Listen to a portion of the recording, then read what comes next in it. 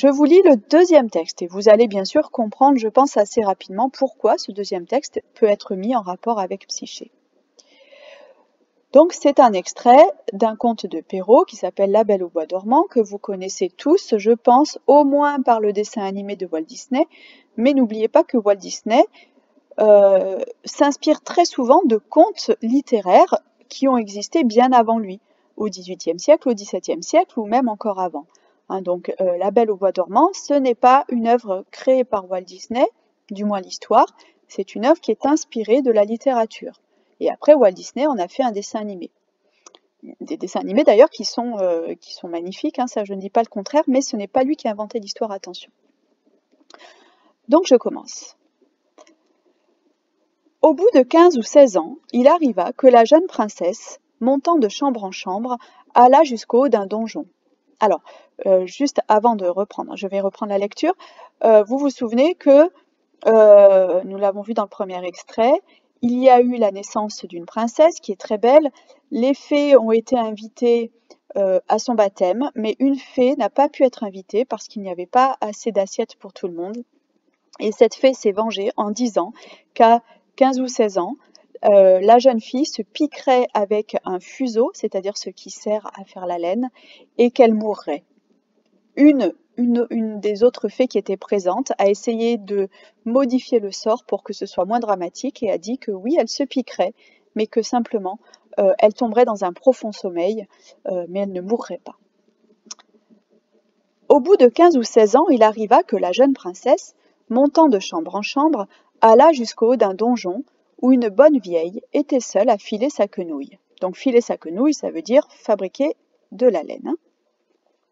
Cette bonne femme n'avait point ouï parler, donc n'avait point entendu parler, des défenses que le roi avait faites de filer au fuseau. « Que faites-vous là » dit la princesse. « Je file, ma belle enfant, lui répondit la vieille. « Ah, reprit la princesse, comment faites-vous? Donnez-moi, que je vois si j'en ferai bien autant. » Elle n'eut pas plutôt pris le fuseau que comme elle était un peu étourdie, et que d'ailleurs l'arrêt des fées leur donnait ainsi, l'arrêt des fées, c'est-à-dire la décision des fées, elle s'en perça la main et tomba évanouie. La bonne vieille, bien embarrassée, crie au secours. On jette de l'eau au visage de la princesse, on la délace, c'est-à-dire qu'on défait tous les nœuds qui l'attachaient, toutes de ses vêtements. On lui frappe dans les mains, on lui frotte les tempes avec de l'eau de la reine de Hongrie, mais rien ne la faisait revenir. Alors le roi se souvint de la prédiction des fées, et jugeant bien qu'il fallait que cela arrivât, puisque les fées l'avaient dit, fit mettre la princesse dans un bel appartement du palais, sur un lit en broderie d'or et d'argent. Son évanouissement n'avait point ôté la couleur vive de son teint, ses joues étaient incarnates, c'est rouge, et ses lèvres comme du corail. Elle avait les yeux fermés, mais on l'entendait respirer doucement, ce qui faisait voir qu'elle n'était pas morte. Le roi ordonna qu'on la laissât dormir jusqu'à ce que son heure de réveiller fût venue. La bonne fée qui lui avait sauvé la vie en la condamnant à dormir 100 ans en fut avertie en un instant par un petit nain qui avait des bottes de 7 lieues, avec lesquelles on faisait 7 lieues d'une seule enjambée. Des lieues, c'est une unité de mesure, donc 7 lieues, c'est beaucoup de kilomètres. La fée partit aussitôt, on la vit arriver dans un chariot tout de feu traîné par des dragons. Le roi alla lui présenter la main à la descente du chariot. Elle approuva tout ce qu'il avait fait, mais elle pensa que quand la princesse viendrait à se réveiller, elle serait bien embarrassée toute seule dans ce vieux château. Voici ce qu'elle fit. Elle toucha de sa baguette tout ce qui était dans ce château hors le roi et la reine. Gouvernante, fille d'honneur, femme de chambre, gentilhomme, officier, maître d'hôtel, cuisinier, marmiton, galopin, garde, suisse, page, valet de pied. Elle toucha aussi tous les chevaux qui étaient dans les écuries, avec les palefreniers, les gros matins, les matins sont des chiens, les gros matins de la basse-cour et la petite Pouffe, petite chienne de la princesse qui était auprès d'elle sur son lit. Dès qu'elle les eut touchés, ils s'endormirent tous pour ne se réveiller qu'en même temps que leur maîtresse, afin d'être tout prêts à la servir quand elle en aurait besoin. Les broches mêmes, qui étaient au feu, toutes pleines de perdrix et de faisans, s'endormirent, et le feu aussi. Tout cela se fit en un moment. Les fées n'étaient pas plus longues à leur besogne. Autrement dit, elles vont très vite dans ce qu'elles ont à faire.